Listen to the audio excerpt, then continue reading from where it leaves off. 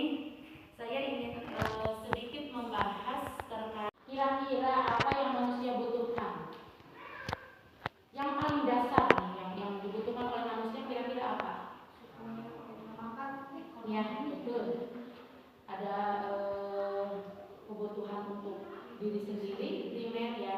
Terus ada kebutuhan seperti contohnya seperti makan, bernapas, tidur atau tempat tinggal, itu merupakan kebutuhan untuk bertahan hidup. Yang pertama itu kebutuhan untuk bertahan hidup. Lalu yang kedua, mengapa dikaitkan dalam konteks pendidikan? Nah, di sini. Jadi kebutuhan untuk bertahan hidup itu sekolah harus mampu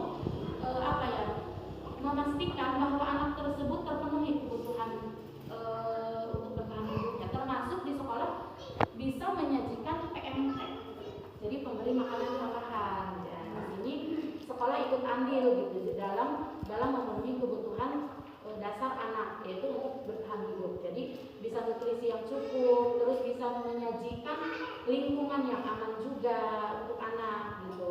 Lalu selain itu kesehatan. Jadi di sini untuk bertahan hidup itu sekolah berkolaborasi dengan pihak puskesmas gitu. Nah, di sini itu merupakan dukungan agar anak terpenuhi kebutuhan untuk bertahan hidupnya. Lalu yang kedua, memberikan kasih sayang, maka dampaknya itu interaksi sosialnya itu akan kurang juga gitu. Jadi termasuk di sini anak akan tidak mau untuk bekerja kelompok dengan orang lain, dia akan tidak mengikuti kegiatan-kegiatan yang kolaboratif gitu, yang berkolaborasi dengan orang lain, karena dia merasa tidak percaya diri. Bisa jadi dia juga bisa merasa tidak sama dengan orang lain gitu, akan dia merasa seperti itu. Lalu yang kedua, lingkungan yang inklusif, yaitu menciptakan lingkungan di mana setiap siswa merasa diterima dan dihargai tanpa diskriminasi.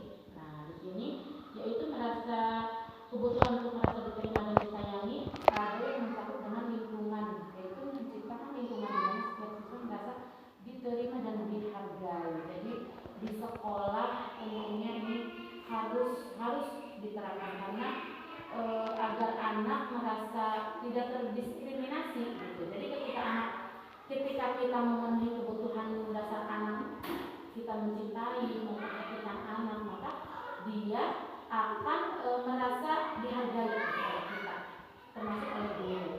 Lalu yang keempat, dukungan emosional. Guru dan staf harus peka terhadap kebutuhan emosional siswa dan memberikan dukungan serta bimbingan yang diperlukan. Ini merupakan dukungan emosional, itu dukungan yang sangat penting juga karena anak, terutama anak TK, ketika kita anak itu kan mudah moodnya itu mudah berubah. Kadang di rumah ketika dia tidak mood, maka ke sekolah juga akan seperti itu. Ketika di sekolah ada dukungan dari guru untuk emosinya itu bisa distabilkan, maka dia akan mengikuti pembelajaran dengan baik gitu. Maka itu kebutuhan untuk merasa diterima dan disayangi itu sudah terpenuhi gitu. Lalu yang keempat,